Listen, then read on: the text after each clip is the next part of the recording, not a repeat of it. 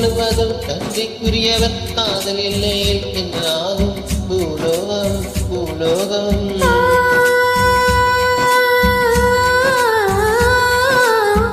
உள்ளம் என்ற ஒன்றை உன்னிடத்தில் தந்தேன் தந்த உள்ளம் பத்திரமா தெரிந்து கொள்ள வந்தேன் என்னை பற்றி நீதான் எண்ணியது தவறு